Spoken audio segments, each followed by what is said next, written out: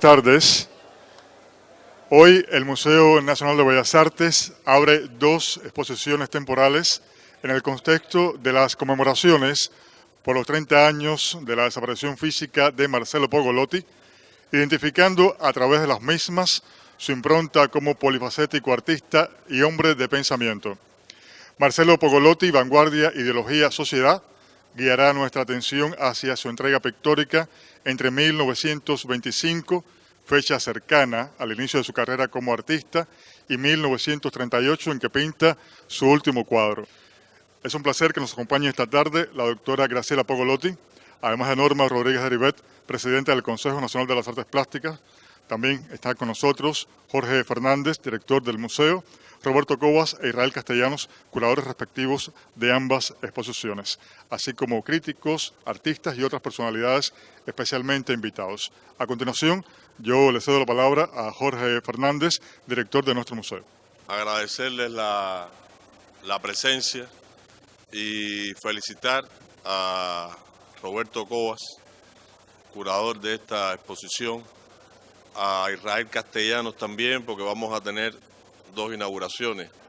Yo creo que tenemos arriba un patrimonio extraordinario, que es el patrimonio que nos dejó ese gran artista y que el museo tiene la suerte de conservar, pero también yo creo que uno de los legados más importantes que nos dejó Marcelo Pogolotti fue esa mente prolífera, actual y siempre cambiante de Graciela, que nos está poniendo al límite en todo el pensamiento, ahí rodeada también de estudiantes, de alumnos, y pensando constantemente sobre la realidad actual.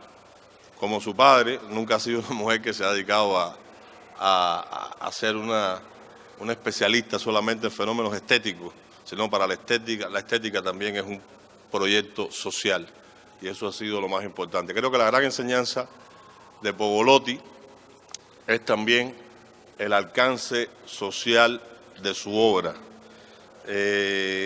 Pogolotti confirma algo en lo que hemos estado pensando en los últimos tiempos, que ya los problemas del arte no son tanto estéticos como éticos. Y en eso Guy Pérez Cisneros lo decía brillantemente. Pogolotti ha sabido enfrentar el discurso social más crítico, más complejo, desde una estructuración estética de lujo, ¿no? Por eso para él, no solo para Marcelo Pogolotti, lo más importante no era solamente depurar la técnica como artística. Él sabía que desde depurando la técnica estaba depurando también la conciencia. Creo que fue un artista demasiado radical para su tiempo, sin restarle mérito a toda su generación. Víctor Manuel, Gatorno, Pogolotti se va de ese lenguaje idílico de las vanguardias para entrar en una realidad social que conmociona al espectador cada vez que va caminando por nuestra sala. Es algo, yo creo que en su obra hay una relación también con la vanguardia, con lo más importante que estaba sucediendo en el mundo. Yo creo que uno de los grandes problemas también de Cuba, históricamente, bueno, cómo colocarse en lo que está sucediendo a nivel universal desde la isla, desde esta isla, ¿no? Y bueno, él supo también hacerlo. Fue capaz de ser, tuvo la suerte también de ser admitido por el grupo de los futuristas, por Marinetti, por Buscioni, por Severini, por Luigi Russolo, que fueron bastante lejos, fueron cambiando también los derroteros del arte, ¿no? Aquella fascinación por el automóvil, aquella fascinación por el movimiento, pero Pogolotti fue mucho más allá de eso, ¿no? Ese hombre mecánico que impresionó tanto a Marinetti, antecedió también muchas de las cosas que vinieron con el pensamiento de Malevich, cuando Malevich decía, bueno, no se trata también de buscar la anécdota en el arte, sino crear esa cultura, buscar esa cultura metálica, encontrar esa sensibilidad pura. Lo estaba haciendo, y yo creo que estaba yendo un poquito más lejos, ¿no? En su planteamiento en relación al arte, en relación a la bidimensionalidad del arte, estaba pensando también en los términos en que Gao y Pefner construían también su manifiesto realista, ¿no? Eran como en las aeropinturas estaba también pensando en cómo buscar una nueva dimensión del arte. Era la dimensión formal, era la dimensión constructiva, pero dentro de todo eso también estaba creando también una construcción política, una construcción crítica. Y eso se ve también en su trabajo. Es importante también, ahí creo que una de las cosas que más vamos a disfrutar de esa exposición también son esos excelentes dibujos de la serie Nuestro Tiempo, que además Graciela tuvo la generosidad también de donar al museo, de entregar al museo, y ahí fueron los ensayos entre el 30 y el 31, para después llegar a lo que fue su pintura. Piezas realmente emblemáticas, como Paisaje Cubano, como Siglo XX, donde ya como cortometraje, donde es muy interesante también, quizás Marcelo Pavolotti fue quizás el antecedor del videoarte, ¿no? Ahí son pequeñas secuencias cinematográficas que, como bien explica Roberto también en su texto, le deben mucho a Eisenstein, ese montaje de atracciones o montaje ideológico, le debe mucho a Prudovkin, le debe mucho a Sigas Bertov, que trabajó el concepto de cine ojo, cómo estructurar el caos. Ahí está también ese sentido cinematográfico en toda la concepción pictórica de Pavolotti. Yo creo que eso ha sido algo que por supuesto, el mundo fabril, el mundo de la fábrica, piezas que son claves, vamos a disfrutar de ellas, que tienen que ver con su última etapa, Evasión. Está el joven intelectual. Pavolotti está también hablando de la situación política de ese momento, ¿no? Vive en Italia, ve el crecimiento del fascismo en Italia, por eso Carpentier aclara muy bien. Aceptó a Marinetti y fue muy importante que Marinetti lo asumiera, pero supo también distanciarse cuando empezaron las ideas de fascismo, ¿no?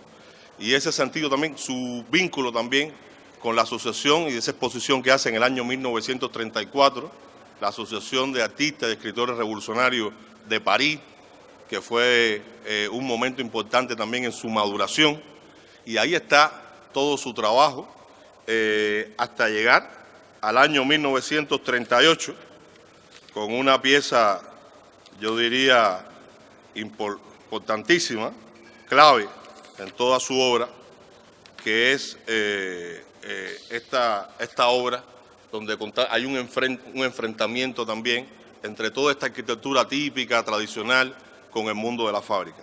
Habría que reconocer también su obra literaria, Del barro y las voces, La República y sus escritores, Estrella Molina también, su novela, y esa obra, muchas de estas obras también es posterior también a su pintura. Sabemos también que lamentablemente en el año ya a finales del 38, después que hace su última obra, pierde la visión. Y realmente un artista como él no podía quedar paralizado, siguió escribiendo, siguió produciendo, vio en la literatura una manera también de crecer a través de la obra. Y eso fue fundamental dentro de su trabajo. Sería imposible destacar la trayectoria de Pavolotti sin observar que fue el objeto también de las grandes controversias de la época, ¿no? Sabemos lo que significó la exposición en el año 1944 de pintura moderna en el MoMA, hecha por Alfred Barr, donde fue excluido Marcelo Pavolotti, la única gran exposición de estos 13 artistas cubanos. Y realmente en ese momento, cuando vino Alfred Barr a La Habana, lo que estaban buscando eran los vitrales, el color, la vegetación, las cajas de tabaco, y realmente la obra de Pavolotti desentonaba con todo eso.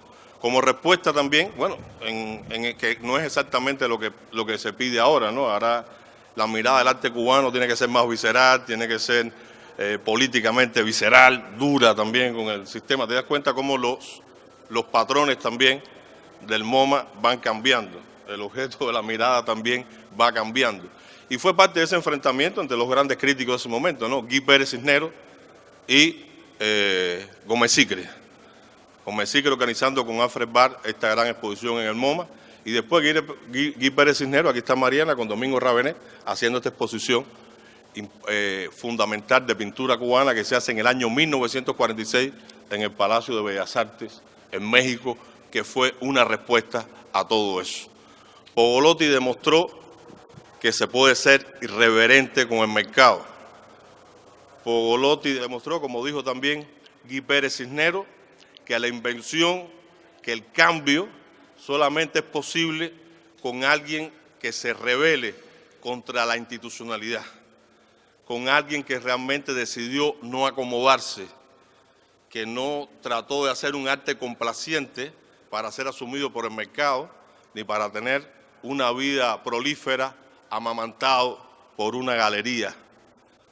Yo creo que esa manera de respuesta de él tiene también un mensaje muy directo en estos tiempos, ¿no? Y de eso uno admira también su valentía. Lo más importante fue que cambió el arte, que no reparó en el año 1939 en regresar con lo mejor de su obra a Cuba, de entregarle esa obra a Cuba y de dejarnos a Graciela aquí. En aquel momento, aquella pequeña niña, como sale en el programa Signos, que le mancha con la mano el cuadro al padre y que él vaticinó: esta niña va a ser una gran crítico de arte. Por eso él decía, bueno, en aquella respuesta Mañach decía, no se trata solo de escribir sobre las artes plásticas, que era lo que se había hecho anterior a Guy Pérez Cisneros. La crítica de arte implica una responsabilidad. Y yo creo, bueno, gracias Graciela, gracias a Marcelo por habernos cambiado toda la idea del arte, por habérsela jugado y por haber hecho de pensamiento, idea, actitud y ética una sola cosa. Gracias Roberto, gracias Israel por entregarnos este testimonio y por hacer que Marcelo viva para siempre en este museo y en este país. Muchas gracias. Sencillamente, bueno, agradecer a COBA, agradecer a todos los que han hecho posible esta exposición y agradecer las palabras tan generosas de Jorge en este momento. Yo aspiraría solamente, y creo que si hubiera sido el deseo de mi padre, que acontecimientos como este sirvan de punto de partida para una reflexión siempre renovada sobre el arte, la estética, la sociedad y, como enfatizaba Jorge, la ética. Gracias.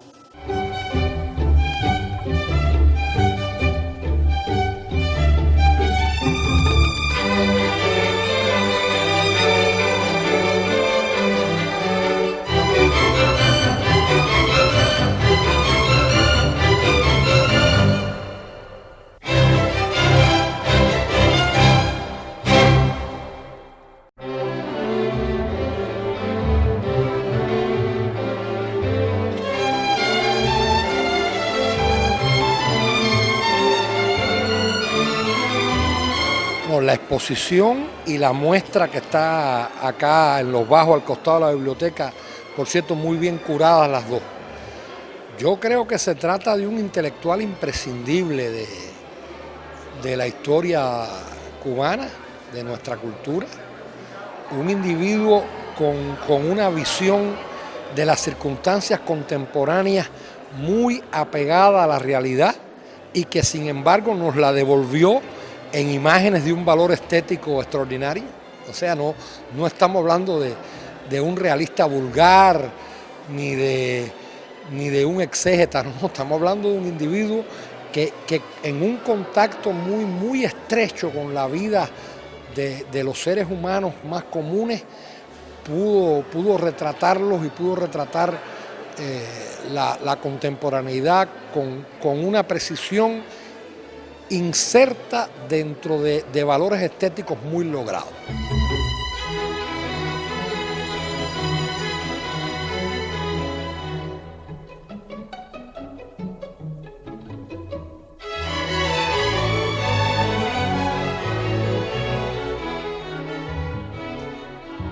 Yo creo que es una de las mejores exposiciones, de las mejores muestras que ha realizado el Museo Nacional de Bellas Artes de Cuba con respecto a un artista de su tesauro. Creo que la exposición y la curaduría en sí lo demuestra, sacando a la luz una serie de obras que nunca se habían visto muy poco, y además nos demuestra que él no era un pintor virtuoso en la técnica, sino que también mostraba la vida social del momento, las turbulencias de las épocas donde él vivió, y no hubo cortapisas en poder aclararle a todo el mundo intelectual que se estaba yendo por cosas muy frívolas y buscando el exotismo de una isla del Caribe, y lo llevó a un estado de conciencia que en ese momento no existía.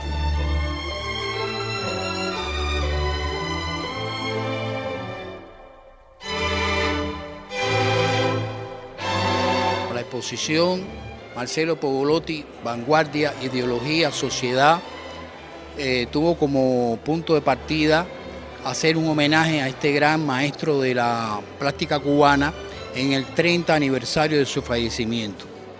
A partir de ahí comenzamos a trabajar sobre dos ideas fundamentales. Una, mostrar que Marcelo Pogolotti es uno de los más destacados pintores vanguardistas de la historia de la pintura cubana.